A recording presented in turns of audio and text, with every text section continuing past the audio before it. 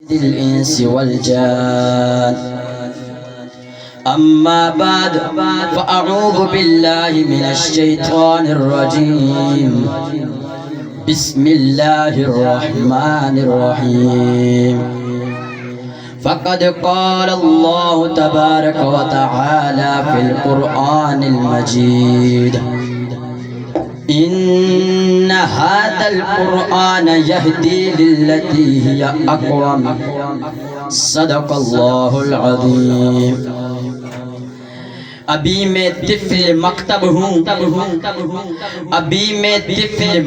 ہوں مگر بول بڑے بول رہا ہوں تعریف قرآن پر زبان کھول رہا ہوں میرے عزیز دوستوں اور ساتھیوں اور ہمارے آئے ہوئے علماء کرام اور ہمارے اساتذہ کرام، السلام علیکم ورحمۃ اللہ وبرکاتہ۔ میں بہت شکر گزار ہوں اپنے اساتذہ کرام کا کہ انہوں نے مجھے اس قابل سمجھا اور آج آپ حضرات کے سامنے عظمت قرآن کے اوپر چند باتیں پیش کرنے کا موقع دیا۔ میرے عزیز دوستوں، ابتداء آفرینش سے لے کر کاروان انسانیت کے سب سے آخری پیغمبر حضرت محمد صلی اللہ علیہ وآلہ وسلم کی بعثت تک خلاق عالم کا یہ دستور رہا ہے کہ ہر قوم کے لیے ایک نبی اور رسول بھیجتے رہے تاکہ وہ نبی رب ذوالجلال کا خلیفہ ارضی بن کر اپنی قوم کو ضلالت و گمراہی کے دلدل سے نکال کر کتاب ہدایت کے پلیٹ فارم پر جمع کر دے۔ کہہ دیجئے سبحان اللہ۔ کتاب ہدایت کے پلیٹ فارم پر جمع کر دے اور عقائد و احکام سمجھا کر قلب انسانیت کو عارفان الہی کی مقدس روشنی سے منور کر دے۔ چنانچہ محبوب کبریا تاجدار مدینہ حضرت محمد صلی اللہ علیہ وآلہ وسلم پر جب تاجدار مدینہ حضرت محمد صلی اللہ علیہ وآلہ وسلم پر جب لاریبی کتاب قرآن کریم فرقان حمید کا نزول ہوا تو اس کی عظمت کا چرچا کرہ ارض پر نوع انسانیت میں رہنے والے انسانیت میں ہی نہیں، پہاڑوں کی جنان میں، سورج کی کرنوں میں، پھولوں کی چہک میں، کلیوں کی مہک میں اور عصافیر کی چمک میں اور موحدین کے تکبیرات بلند ہوا۔ کہہ دیجیے سبحان اللہ۔ بلند آواز سے لگتا ہے آپ سوئے ہوئے ہیں، بلند آواز سے کہیے سبحان اللہ۔ یا یوں کہوں کہ چشم فلک نے اپنی طویل اداؤں میں کسی ایسی نرالی کتاب کا نظارہ نہیں کیا ہوگا جہاں سارے عالم اسلام نے قرآن کی عظمت کو تسلیم کیا رہا، مشرکین نے بھی اپنے بغض و تعصب کے باوجود قرآن کریم فرقان حمید کی عظمت کو تسلیم خلق۔ چنانچہ راون جی ایک راول اپنی کتاب پیام امن کے صفحہ 37 پر لکھتا ہے کہ قرآن کریم فرقان حمید کی تعلیم سے عرب کے سیدہ خانہ بدوش بدووں کی زندگیاں ایسے بدل گئی جیسے کسی نے جادو کر دیا ہو۔ اور مسٹر لیڈر نے اپنے لیکچر کے دوران یہ کہا کہ تمام دینی اور دنیاوی ترقیوں کا سرچشمہ قرآن ہے۔ کہہ دیجیے سبحان اللہ۔ تمام دینی اور دنیاوی ترقیوں کا سرچشمہ قرآن ہے، یہ کتاب واجب التعظیم ہے۔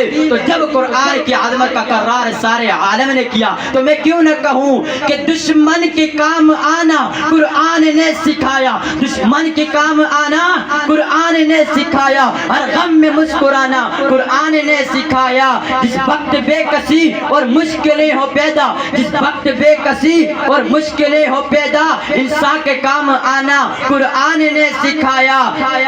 ہر لفظ میں اس کی درس اور پریزگاری ہے، دنیا سے دل ہٹانا قرآن نے سکھایا، دنیا بھی اس سے حاصل اور آخرت بھی دونوں جہاں کو پانا قرآن نے سکھایا۔ کہہ دی بلند آواز سے سبحان اللہ۔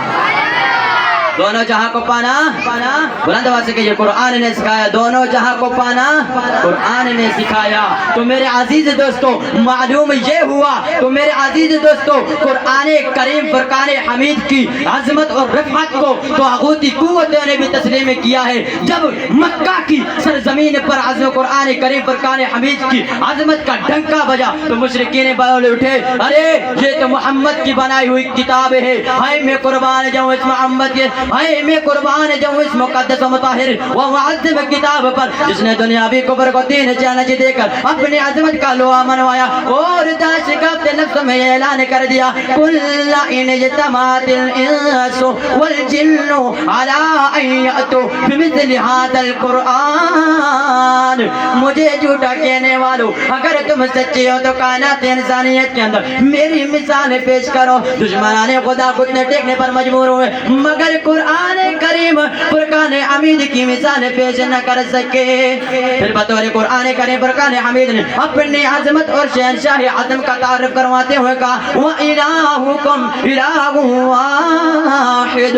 پھر قرآن نے بتایا مجھے دنیا پہ لانے والا سب نبیوں کا سردار، سب فرشتوں کا سردار، نزل بہ روح الامین، اور جس نبی پر اتارا گیا وہ نبی آخر الزمان، ما کان محمد ابا احد من رجالکم ولکن رسول اللہ وخاتم النبیین۔ ذرا آگے چلیں، قرآن نے کہا ان زلزلۃ الساعۃ شیء عظیم کہہ کر قرآن نے قیامت کی حقیقتوں کو بیان کر اقیم الصلاۃ کہہ کر فریضہ صلاۃ بتا دیا، انما الصدقات للفقراء والمساکین کہہ کر مساکین اور فقراء کے حقوق سمجھا دیے، کتب علیکم القتال کہہ کر فریضہ جہاد بتا دیا، فاسألوا اہل الذکر کہہ کر مسئلہ تقلید سمجھا دیا، وما ينطق عن الہوى کہہ کر علم حدیث سمجھا دیا، ورتل القرآن ترتیلا کہہ کر علم تجوید بتا دیا، لیتفقہوا فی الدین کہہ کر تفقہوا فی الدین سمجھا دیا، کل سیرو فی الارض کہہ کر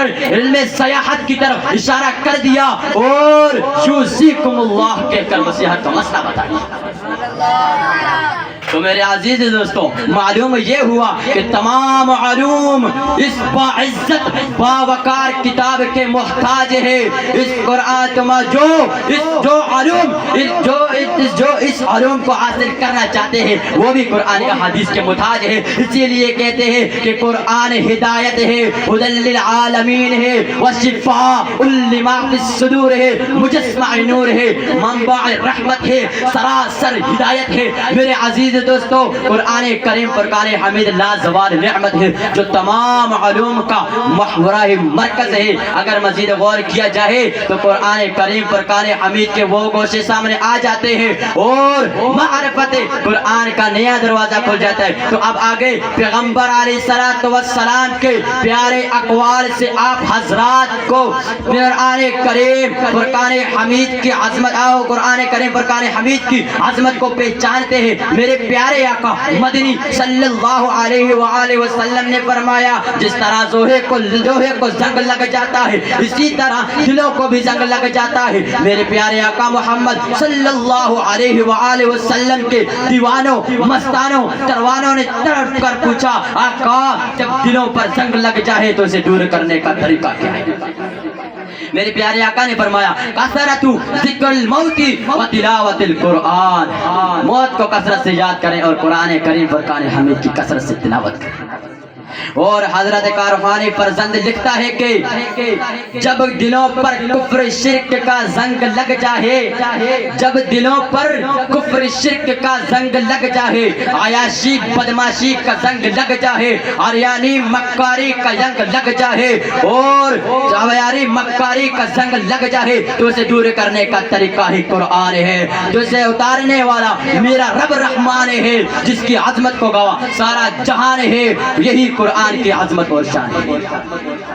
میں آپ حضرات سے اجازت چاہوں گا ایک شعر پیش کر انکار ہمارے ہے زمانے کی نظر میں، انکار ہمارے ہیں زمانے کی نظر میں، اقرار ہمارے ہیں زمانے کی نظر میں، کردار ہمارے ہیں زمانے کی نظر میں۔ ذرا مل کر کہیے میرے ساتھ باطل کی خدا ہی کو گوارا نہ کریں گے، مر جائیں گے قرآن کا سودا نہ کریں گے۔ وآخر دعوانا الحمدللہ رب العالمین۔